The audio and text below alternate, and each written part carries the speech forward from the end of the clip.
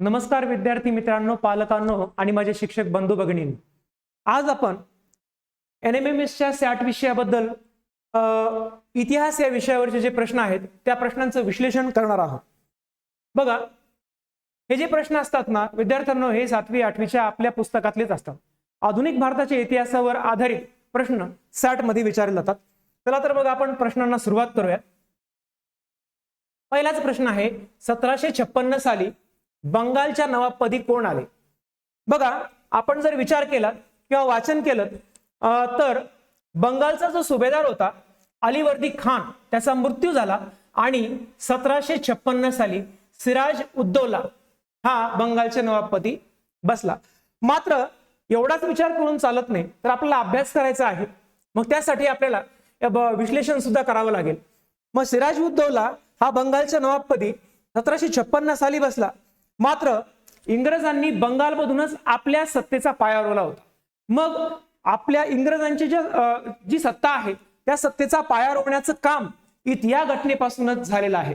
पुढे बघा, इथं जर आपण पुढे वाचन केलं तर 1757 मध्ये एक लढाई झाली. ती लढाई कोणाकोणामध्ये झाली तर ब्रिटिश आणि सिराजुद्दौला यांच्यामध्ये झाली. मात्र याच्यामध्ये हा जो मीर जाफर होता हा तटस्थ होता. हा होता सिराजुद्दौलाच्या सैन्यातला, पण तरीही तटस्थ असल्यामुळे त्याला पुन्हा इंग्रजांनी ही लढाई सिराजुद्दौला हरल्यानंतर त्याला म्हणतात प्लासीची लढाई. 1757 ला कोणती लढाई झाली? ती म्हणजे प्लासीची. ही प्लासीची लढाई, प्लासी या ठिकाणची लढाई ही सिराजुद्दौला हरला, ब्रिटिश जिंकले. मग पुन्हा मीर जाफर याला या बंगालच्या नवाबपदी आणलं गेलं. तर अशा प्रकारे पुढे बक्सरची युद्धही झाले आणि इथून इंग्रजी सत्तेचा पाया भारतामध्ये घट्ट रोवण्यास सुरुवात झाली. असं आहे या प्रश्नाचं विश्लेषण. तर या प्रश्नाचं पर्याय क्रमांक 1 हे बरोबर उत्तर आहे. पुढील प्रश्न बघूयात. पंढरपूरचे विठ्ठल मंदिर दलितांसाठी खुले करावे यासाठी पंढरपूर येथे आमरण उपोषण कोणी केले? बघा, ज्या ठिकाणी महाराष्ट्रच नाही तर महाराष्ट्राच्या बाहेरून लाखोच्या संख्येने वारकरी पायी चालत आषाढी वारी करत पंढरपूरला येतात त्या पंढरीरायाचं दर्शन घेण्यासाठी. मात्र त्या विठुरायाचं दर्शनच जर आपल्याला होत नसेल तर मग आपली भक्ती आणि आपला भाव यावर कुठेतरी मर्यादा येते. म्हणून पंढरपूरचे विठ्ठल हे दलितांसाठी सर्वांसाठी खुले करा असा आग्रह कोणी धरला तर मी अगोदर पर्याय सांगतो. ते आहेत बघा, साने गुरुजी. साने गुरुजींनी इथे आमरण उपोषण केलं होतं की सर्वांसाठी आणि दलितांसाठी विठ्ठलाचे मंदिर हे खुले करण्यात यावे. बघा, मग साने गुरुजींबद्दल जर आपण विचार केला तर त्यांचं पूर्ण नाव काय? त्यांचं पूर्ण नाव आहे पांडुरंग सदाशिव साने. पांडुरंग सदाशिव साने. बघा, ज्यावेळी हे उपोषण झालं आणि ज्यावेळी दलितांसाठी हे मंदिर खुलं झालं त्यावेळी एका पांडुरंगाने दुसऱ्या पांडुरंगाला मुक्त केले अशा प्रकारची चर्चा सुरू होती. बघा, पांडुरंग सदाशिव साने यांचं प्रसिद्ध पुस्तक आहे, एक कादंबरी आहे. ती कोणती? तर ती आहे श्यामची आई. ती आहे श्यामची आई. आता ही जी कादंबरी आहे ही कादंबरी कुठे लिहिली त्यांनी ही कादंबरी तुरुंगात असताना लिहिली. नाशिकच्या तुरुंगात असताना श्यामची आई ही कादंबरी त्यांनी लिहिली. साने गुरुजी यांच्यावर महात्मा गांधींच्या विचारांचा प्रचंड प्रभाव होता. म्हणून ते महात्मा गांधींसोबतचे सत्याग्रह असेल किंवा कुठल्याही चळवळी असेल त्यामध्ये ते सहभागी असायचे किंवा त्याचा पाठिंबा असायचा. बघा, पांडुरंग सदाशिव साने म्हणजे साने गुरुजी यांचा जन्म कुठे झाला? बघा, तो पालगड मध्ये झाला. कुठे झाला? पालगड. पालगड हे रत्नागिरी जिल्ह्यामध्ये. तो झाला 24 डिसेंबर 1899. 24 डिसेंबर 1899 साली साने गुरुजींचा जन्म झाला. ते शिक्षक होते, समाजसुधारक होते. त्यानंतर 1928 मध्ये त्यांनी एक मासिक काढलं होतं. 1928 मध्ये त्यांनी विद्यार्थी नावाचं मासिक काढलं. या गोष्टी आपल्याला माहित पाहिजेत, कारण विश्लेषण करत असताना आपण जर सर्वांगाने विचार केला तरच आपला अभ्यास परिपूर्ण होऊ शकतो. मित्रांनो, 1928 मध्ये त्यांनी विद्यार्थी हे मासिक काढलं. विद्यार्थी हे मासिक पुढीलपैकी कोणाचे किंवा कोणी सुरू केले अशा प्रकारचा प्रश्न सुद्धा येऊ शकतो. 1930 मध्ये सविनय कायदेभंगाची जी चळवळ आहे स्वातंत्र्यासाठी तिच्यामध्ये त्यांचा सहभाग होता. त्यानंतर महत्वाची गोष्ट म्हणजे यांनी राष्ट्र सेवा दलाची स्थापना केली। राष्ट्र सेवा दल, राष्ट्र सेवा दलाची स्थापना कोणी केली तर साने गुरुजींनी यांनी केली। आणि सर्वात महत्वाचं म्हणजे शाळांमध्ये संपूर्ण महाराष्ट्रभरामध्ये प्रार्थना जी होते, खरा तो एकची धर्म जगाला प्रेम अर्पावे, ही प्रार्थना सुद्धा किंवा हे गीत सुद्धा साने गुरुजींचंच आहे। 1948 मध्ये त्यांनी साधना हे साप्ताहिक सुरू केलं। काय होतं हे तर हे होतं साप्ताहिक 1948 मध्ये सुरू केलं। तर अशा प्रकारे आपण साने गुरुजींचं कार्य हे संक्षिप्त रूपानं अभ्यासू शकतो, असं विश्लेषण करू शकतो। याचं पर्याय क्रमांक 4 हे उत्तर करेक्ट आहे। चला पुढे, खालीलपैकी चुकीचे विधान कोणते? खालीलपैकी चुकीचे विधान कोणते? म्हणजे यामध्ये 3 विधानं बरोबर आहेत आणि 1 विधान चुकीचं आहे। तर चुकीचं विधान आहे बघा, प्रफुल्ल चाकी यांनी किंग्सफोर्डवर गोळी घातली, हे विधान याचं चुकीचे, पर्याय क्रमांक 3। महाराष्ट्रापासून मुंबई वेगळी करायला आपण प्राणपणाने विरोध करू, हे विधान कोणाचे आहे? बघा, महाराष्ट्रापासून मुंबई वेगळी करायला आपण काय करू? प्राणपणाने म्हणजे सर्व शक्तीपणाला लावून आपण विरोध करू, हे जे वक्तव्य केलं, तर हे वक्तव्य कोणी केलं होतं तर ते केलं होतं शंकरराव देव यांचं हे वक्तव्य। या परीक्षेमध्ये, या पेपरमध्ये वक्तव्यावर पण प्रश्न येतो, 1-2 वक्तव्य येतातच। 1857 साली खानदेशात कोणाच्या नेतृत्वाखाली भिल्लांनी उठाव केला? तर 1857 साली विविध ठिकाणी उठाव झाले, महाराष्ट्रातही अनेक ठिकाणी झाले। त्यापैकी खानदेशामध्ये भिल्लांनी उठाव जो केला तो कजार सिंग यांच्या नेतृत्वाखाली केला होता, म्हणजे पर्याय क्रमांक 4 याचं उत्तर असेल। खालील घटना कालाक्रमाने लिहा। बघा, हा प्रश्न आपण मागील प्रश्नपत्रिकांचं विश्लेषण केलं तर प्रत्येक प्रश्नपत्रिकेमध्ये हा प्रश्न आपल्याला दिसून आला, घटनेचा क्रम आपल्याला लिहायचा आहे।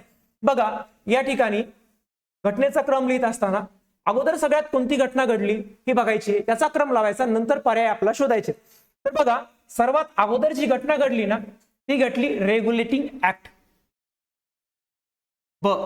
Regulating act.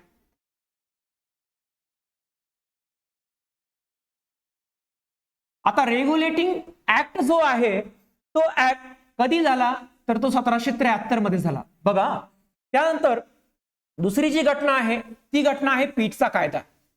पीठचा कायदा, पीठचा कायदा कधी झाला तर पीठचा कायदा झाला 1784, हे 1773 ला। त्यानंतर सतीप्रथा बंदी कायदा तो जो आहे 1829, सतीप्रथा बंदी कायदा झाला 1829। आणि 1856 मध्ये विधवा पुनर्विवाह कायदा झाला 1856 मध्ये। जर आपण क्रम लावला तर अगोदरचा कायदा, अगोदरचा क्रम आहे ब, त्यानंतर 1773 नंतर बघा 1784 आहे, म्हणजे कोणता क, त्यानंतर 1829 अ आणि नंतर ड। या पद्धतीचा पर्याय दिसतोय का आपल्याला? ब क अ ड, ब क अ आणि ड, म्हणजे याचं उत्तर असेल पर्याय क्रमांक 1। बघा, प्रत्येक कायदे जे झाले ना ते कायदे स्वातंत्र्यपूर्व काळातले हे समाज सुधारकांनी आग्रह धरून ब्रिटिशांकडून करून घेतले। बघा, या ठिकाणी सगळ्यात महत्वाचा हा जो कायदा आहे, हा कायदा, या कायद्याची जर पार्श्वभूमी आपण बघितली तर 1829 मध्ये तो कायदा झाला, मात्र कुणी केला आणि कशासाठी केला, कधी केला, कोणी आग्रह धरला, हे सगळ्यात महत्वाचं आहे। हा जो कायदा आहे ना 1829 सती प्रथा बंदीचा आहे। सतीबंदी म्हणजे सती प्रथा बंदी। बघा, एक अशी प्रथा होती, इतकी अनिष्ट आणि इतकी महाभयंकर अशी प्रथा होती, कुटुंबामध्ये जर पुरुषाचा मृत्यू झाला तर त्याची जी पत्नी आहे त्या पत्नीला पुरुषाच्या चितेवर जाऊन स्वतः आपला देहत्याग करावा लागायचा। बघा किती महाभयंकर घटना असेल ती, कल्पना सुद्धा करवत नाही। मग अशा कायद्याच्या विरोधात आवाज उठवला सर्वप्रथम तो राजा राममोहन रॉय यांनी, राजा राममोहन रॉय। आज जे आपण या प्रगतीच्या पायरीवर समाजात आहोत ते अशा प्रकारच्या महान समाज सुधारकांमुळे आहोत। राजाराम मोहन रॉय यांनी आटोकाट प्रयत्न केले, आग्रह धरला आणि अथक प्रयत्नाने सती प्रथा बंदीचा कायदा 1829 मध्ये कोणत्या ब्रिटिश अधिकाऱ्याने संमत केला? तर त्याचं नाव आहे लॉर्ड बेंटिंक. लॉर्ड बेंटिंक याने तो संमत केला बघा. म्हणजे इथे आपल्याला स्पर्धा परीक्षेचे अनेक प्रश्न दिसतात. एमपीएससी पर्यंत हा प्रश्न विचारला जातो. याचं कारणच असं आहे की या समाज सुधारकाबद्दल आपल्याला माहिती पाहिजे. लॉर्ड बेंटिंक जो आहे त्यांनी हा कायदा संमत केला. मात्र राजाराम मोहन रॉय यांनी अनेक वर्षांपासून हा कायदा व्हावा असा आग्रह धरला होता. बघा, दुसरा जो कायदा आहे ना तो आहे विधवा पुनर्विवाह कायदा. हा जो कायदा आहे हा झाला 1856 मध्ये आणि तो लॉर्ड कॅनिंग यांनी संमत केला. कोणी केला? Lord Canning. Lord Canning. मात्र हा कायदा सुद्धा विधवा पुनर्विवाहाचा संमत होण्यासाठी आटोकाट प्रयत्न केले आणि आग्रह धरला किंवा पाठपुरावा केला तो पंडित ईश्वरचंद्र विद्यासागर यांनी. पंडित ईश्वरचंद्र विद्यासागर यांनी केलं. तर या पद्धतीचं हे कायद्यांचं किंवा या प्रश्नाचं विश्लेषण आपण बघितलं. आपण जर इयत्ता 8वीच्या पुस्तकात जर प्रत्येक पाठ मन लावून वाचला किंवा आपण जर तो या परीक्षांच्या दृष्टीने अभ्यासला, फक्त पास व्हायचे म्हणून नव्हे, पेपर सोडवायचे म्हणून नव्हे, तर या परीक्षांची तयारी करण्याच्या दृष्टीने जर अभ्यासला तर निश्चितपणे अशा प्रकारचे प्रश्न आपल्याला सहज चुटकीसरशी सोडवता येतील. आणि हे प्रश्न फक्त तुमच्याच परीक्षेला नाहीत मित्रांनो, तर हे पोलीस भरती असेल, तलाठी असेल, बँकिंग असेल किंवा क्लास 3चे इतर एक्झाम असतील, कोणत्याही प्रकारचे जिल्हा परिषदचे एक्झाम असतील, एमपीएससी असेल, यूपीएससी असेल, प्रत्येक स्तरावरच्या स्पर्धा परीक्षेसाठी त्या लेव्हलने असे प्रश्न विचारले जात असतात. चला पुढचा प्रश्न बघूयात.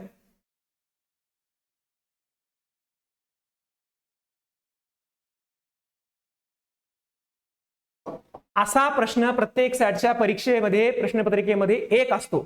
इथं चित्र दिलेलं असतं कोणाचं तरी समाज सुधारक किंवा शिक्षण सुधारक किंवा कोणी अधिकारी. आणि इकडे काय असतं, एकतर असा प्रश्न विचारला असतो की एक ह्या व्यक्तीचं नाव ओळखा असं विचारलं असतं, किंवा खाली अशी स्थापना काही पॉइंट दिलेले असतात, चित्रामध्ये दाखवलेली व्यक्ती कोणत्या घटनेशी निगडीत आहेत, अचूक पर्याय लिहा. आता हे चित्र आणि हे पॉइंट्स याविषयी मात्र आपल्याला निसंदिग्ध निसंकोच अगदी ऑब्जेक्टिव्ह अभ्यास असावा लागतो. हे चित्र बघा कुणाचं हे अगोदर समजलं पाहिजे, नंतर आपण या पॉइंटकडे वळू. नाही समजलं बघा, परमहंस सभेची स्थापना हे करणारे कोण आहेत, तर हे करणारे ह्या चित्रातली व्यक्ती नाहीये. सर्वात अगोदर चित्रातली जी व्यक्ती आहे ती चित्रातली व्यक्ती कोण आहे, तर ती आहे गोपाळ हरी देशमुख. हे मी तुम्हाला सांगतो, गोपाळ हरी देशमुख. गोपाळ हरी देशमुख ही व्यक्ती आहे मित्रांनो ही. आणि यांना एका टोपण नावाने ओळखलं जातं. कोणतं, तर ते आहे लोकहितवादी. लोकहितवादी. लोकहितवादी म्हणजे जनतेच्या हितासाठी आपलं सर्वस्व अर्पण करणारे लोकहितवादी. मग आपल्याला जर एवढं समजलं तर मग या आपला जर अभ्यास असेल लोकहितवादींचं कार्य काय, तर आपल्याला ह्या प्रश्नाचं उत्तर सोडता येऊ शकतं बरं का. बघा, परमहंस सभेची स्थापना लोकहितवादींचा त्यांचा काही संबंध नाही. ब्राह्मो समाजाची स्थापना ही कोणी केली, तर एक मुद्दा माझा सांगायचा राहून गेला होता, राजाराम मोहन रॉय यांनी ब्राह्मो समाजाची स्थापना केली बघा. तर हे उत्तर नाही. सत्यशोधक समाजाची स्थापना आपल्याला माहिती आहे महात्मा फुलेंनी केलेली आहे, म्हणून हे त्याचं उत्तर नाही. मग उत्तर पर्याय उरला काय, उरला हाच फक्त शतपत्रातून स्त्री पुरुष समानतेचा पुरस्कार. बरोबर आहे. शतपत्र कुणी लिहिली, तर ती लोकहितवादी यांनी लिहिली. बघा शतपत्र म्हणजे काय, शतपत्र म्हणजे बघा, शत म्हणजे काय, शत म्हणजे 100 आणि पत्र म्हणजे पत्रे. बस एवढा सोपा अर्थ आहे. शतपत्रे म्हणजे 100 पत्रे. मग 100 पत्राचा इथं काय संबंध, तर प्रभाकर हे जे साप्ताहिक होतं त्या साप्ताहिकामध्ये लोकहितवादींनी सामाजिक सुधारणेच्या दृष्टीने किंवा स्त्री पुरुष समानतेच्या दृष्टीने जे काही लेखन केलं ते 100 पत्रे शतपत्रे अशा प्रकारचं संग्रहित झालं किंवा संग्रहित केलं गेलं, म्हणून या उत्तराचा हा पर्याय आहे बघा.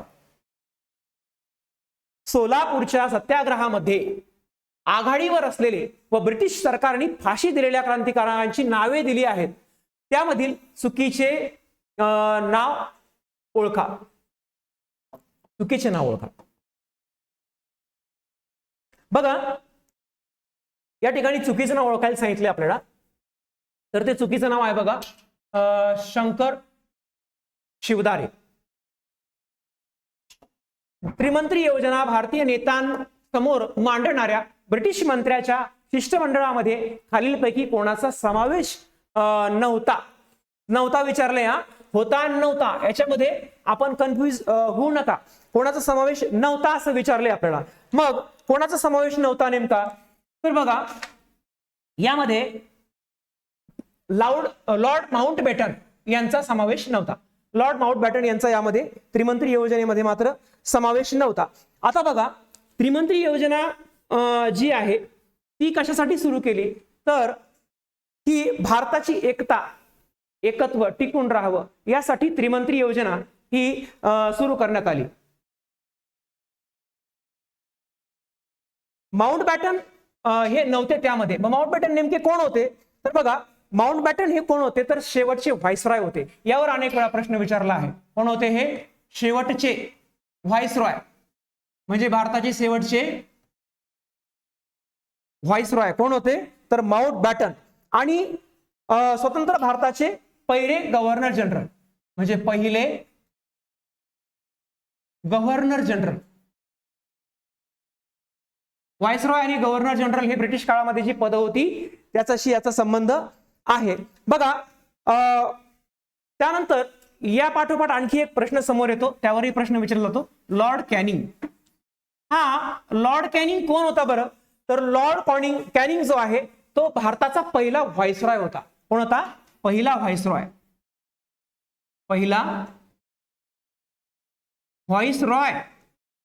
आणि पहिला व्हाईसरॉय होता लॉर्ड कॅनिंग.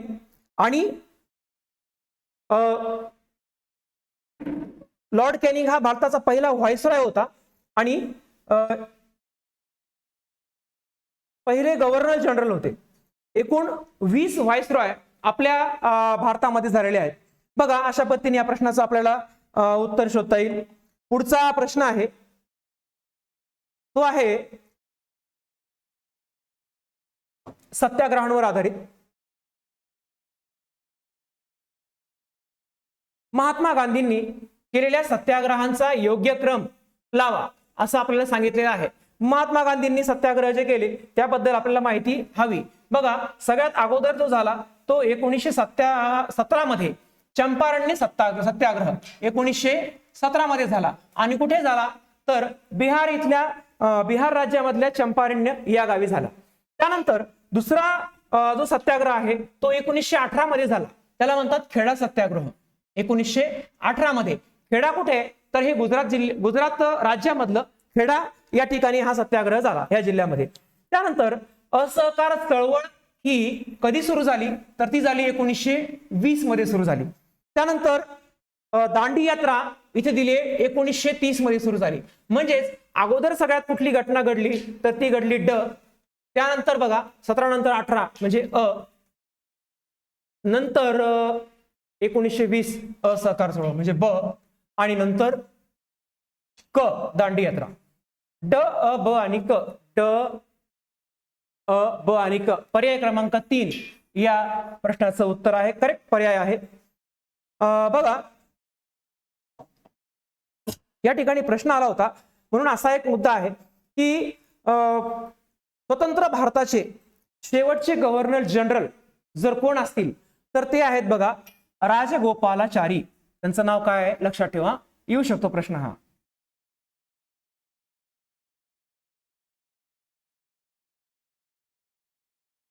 राजगोपालाचारी हे स्वतंत्र भारताचे शेवटचे गव्हर्नर जनरल होते. त्यांचा कार्यकाळ कोणता होता, तर तो होता 15 ऑगस्ट 1947 ते 21 जून 1948 पर्यंत हा त्यांचा कार्यकाळ होता. हे लक्षात ठेवा. चला 45 प्रश्नांपर्यंत आपण आलेलो आहोत. यानंतर इतिहास विषयाच्या प्रश्नपत्रिकेचं जे विश्लेषण आहे ते आपण पुढच्या भागामध्ये करणार आहोत. धन्यवाद.